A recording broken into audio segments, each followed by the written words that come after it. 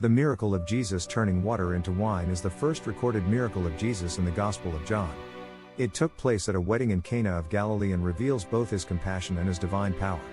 The setting, a wedding in Cana. Jesus, his mother Mary, and his disciples were invited to a wedding feast, John 2:1-2. In Jewish culture, weddings were major celebrations that could last several days. Running out of wine during such an event was not just inconvenient, it was embarrassing for the host. The problem, the wine ran out during the celebration. The wine ran out, John 2:3. Mary noticed the problem and told Jesus, "They have no wine." She didn't demand a miracle, she simply brought the need to him. This teaches us something powerful. When there is a need, bring it to Jesus. The instruction, fill the jars. Jesus told the servants to fill 6 stone water jars with water, John 2:6-7.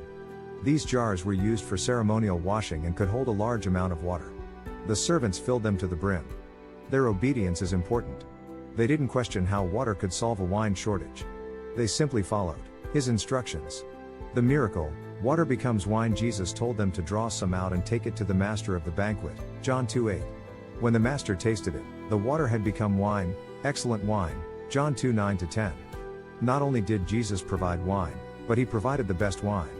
The master even commented that most people serve the best first and the inferior later, but this host had saved the best for last. The meaning behind the miracle, John 2:11 says this was the first of the signs through which Jesus revealed his glory, and his disciples believed in him. This miracle reveals several truths. Jesus cares about everyday needs.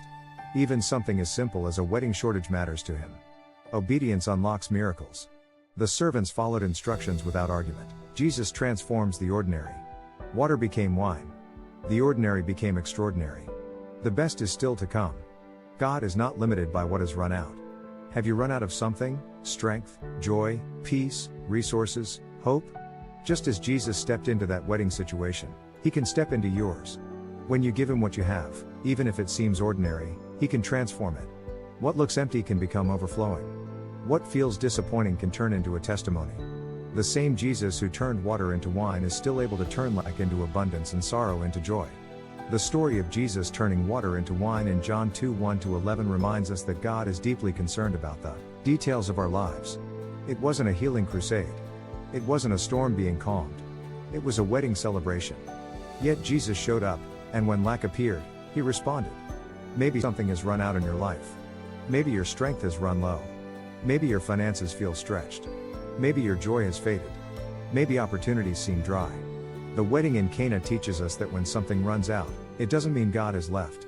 It may simply mean he is about to reveal his power in a new way. Mary didn't panic. She simply brought the problem to Jesus. They have no wine. That's a powerful lesson. You don't have to know how God will fix it. You just have to bring it to him. And notice this, the miracle started with obedience. The servants filled the jars with water. It seemed ordinary. It seemed unrelated. But they filled them to the brim. That detail matters. Sometimes your miracle begins with doing the simple thing God asked you to do. Keep praying. Keep applying.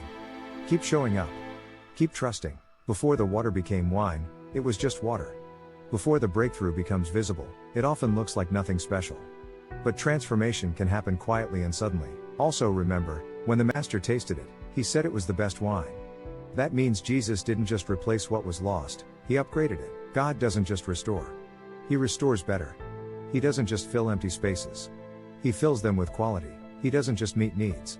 He exceeds expectations. So if something feels empty right now, don't lose hope. What feels like an ending may be the beginning of a testimony.